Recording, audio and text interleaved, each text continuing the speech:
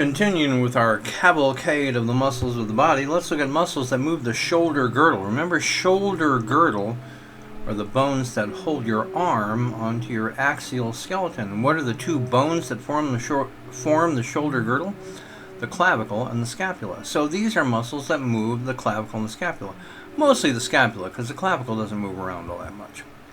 So trapezius elevates and adducts the scapula. Trapezius, you can see in the lower right, that big giant trapezoid-shaped muscle runs all the way up from your neck all the way down to almost to your lower back. That's the neck massage muscle. And you know how good a neck massage feels? Have you had a neck massage? You're going like, oh my God. And why does it feel so good? Because trapezius is a huge giant muscle that helps hold your head up, helps with posture, and over the course of the day, it can get tired. And so, get some stress in there, you get some knots in it. And when somebody gives you that neck and shoulder massage, they're loosening up your whole trapezius muscle, so it kind of loosens up all the way down your back. That's why that's such a great muscle to get massaged.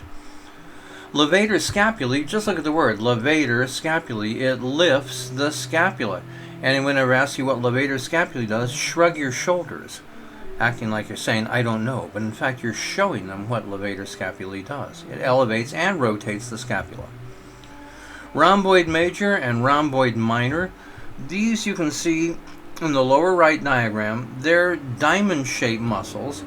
Rhomboid minor is on the top. It's a much thinner, smaller one. Rhomboid major down underneath. They both elevate and adduct the scapula, all right?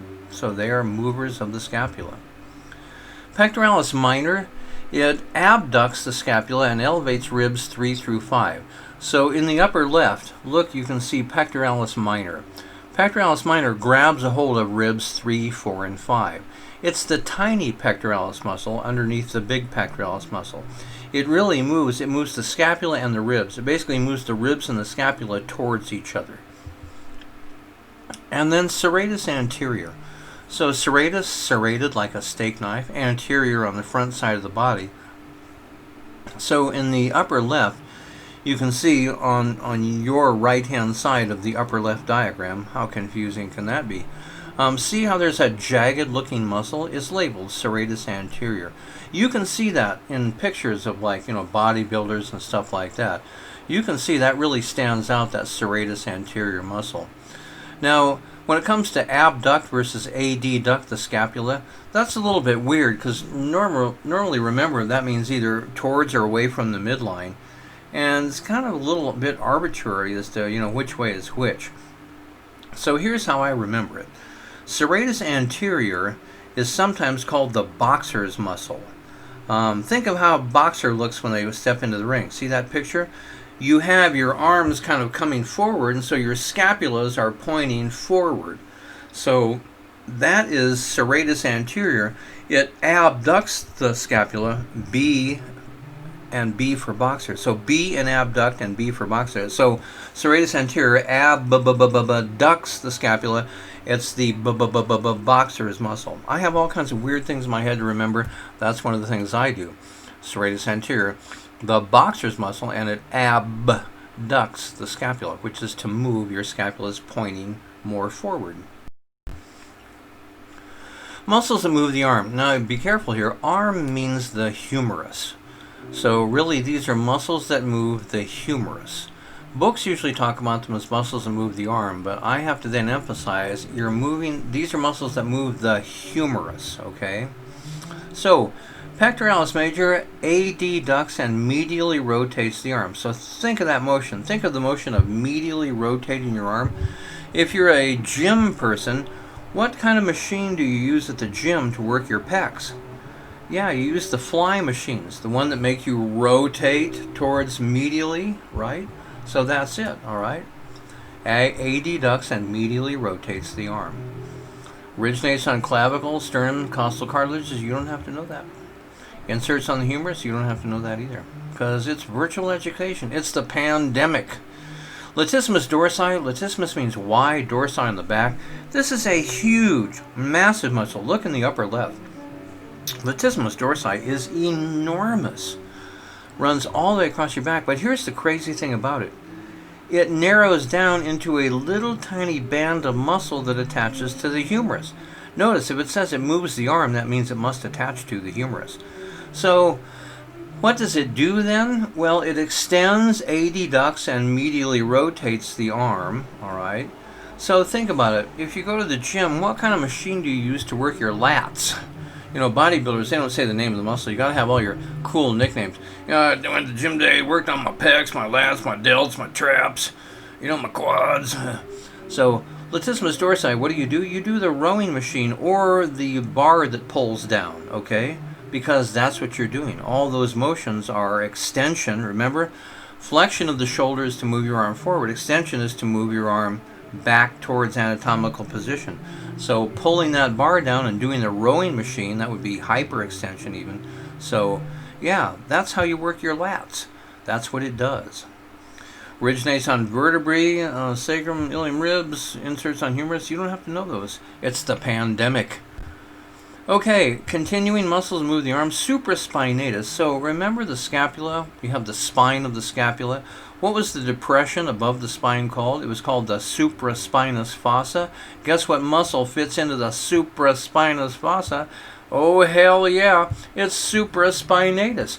And it abducts the arm. It pulls the arm towards your side, right? Infraspinatus, where do we find that? Duh. Right underneath the spine, in the infraspinous fossa. It laterally rotates and adducts the arm, all right? So supraspinatus, by the way, pulls your arm away from your body, whereas infraspinatus pulls your arm towards your body, okay? Subscapularis, remember this is on the anterior side of the scapula, and it medially rotates the arm. Teres major and teres minor. These are a pair of muscles, one is larger than the other. So notice in the upper left-hand diagram, you see supraspinatus above the spine of the scapula. Then down below it you can see infraspinatus. Infraspinatus has a couple different parts to it. So it looks, you know, on the diagram in the upper left, there are two big chunks of infraspinatus. Do you see what I'm talking about? And then it kind of looks like there's a third chunk, but in fact that third chunk is its own muscle. That's teres minor, all right? So oftentimes it looks like that whole thing is infraspinatus, but in fact the one that is the most inferior of those is actually teres minor. Teres minor is a pretty small muscle. It blends right in with infraspinatus, but teres major down below is a much larger muscle. That's one that in the bodybuilders you can normally see teres major. You can't see teres minor. It blends right in with infraspinatus. But teres major will often bulge out and stand out on its own. So there are the two teres. One's bigger, one's smaller, major and minor. Deltoid, your delts. So this is the big triangular shape, deltoid, shaped like a triangle, that's on your shoulder. And you know, how do you work your delts, right? You grab a dumbbell in each hand, and what do you do with your arm? You abduct your arm, lift those dumbbells up. Yeah, you're working deltoid. Deltoid is the major abductor of your arm. And again, arm, remember when you see move the arm, we're talking about the humerus. We do not mean your forearm. Don't get those mixed up. The rotator cuff is four muscles: supraspinatus, infraspinatus, subscapularis, and teres minor. That is the rotator cuff. Notice that teres major is not part of that. It's really a much bigger muscle off on its own. So look in the upper left. You can see there infraspinatus, supraspinatus, teres minor, all right, subscapularis. What they do is those muscles basically surround your shoulder joint. They completely surround the head of the humerus. That's why they're called the rotator cuff. Form a cuff or a sleeve around the shoulder joint. Rotator cuff is a common site of shoulder injury. Supraspinatus, the one most commonly affected. Oftentimes it's the tendon. You get what's called impingement of the supraspinatus tendon. It can be very painful. The muscle tears or suffers impingement of the tendon, and it's common in people who do lots of crazy motions with their arms. So baseball players, swimmers, think of those people doing the butterfly. Holy smoke. Look at that arm motion. Tennis players, various workers, sheetrock workers, people holding stuff up over their head all day long, puts a lot of strain on that rotator cuff. Very common surgery in old people, surgery to fix that rotator cuff, and they just go in basically and try to tighten up the tendons and just kind of stabilize that whole area there. There you see. Notice they misspelled the names of some of those muscles. That's just terrible. Can you believe it? People print books, can't even get the spelling right. Not teres major.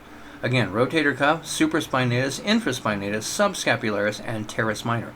Teres minor blends right in with infraspinatus. Teres major doesn't. It really stands out as its own muscle.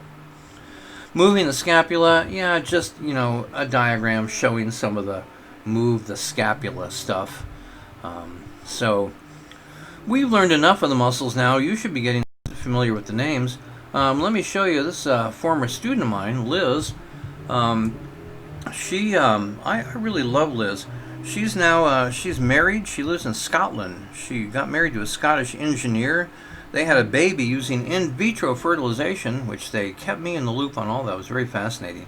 And Liz just got her master's in public health. I wrote her a letter of recommendation for that. She was a student of mine in 2009, so that's over 10 years ago.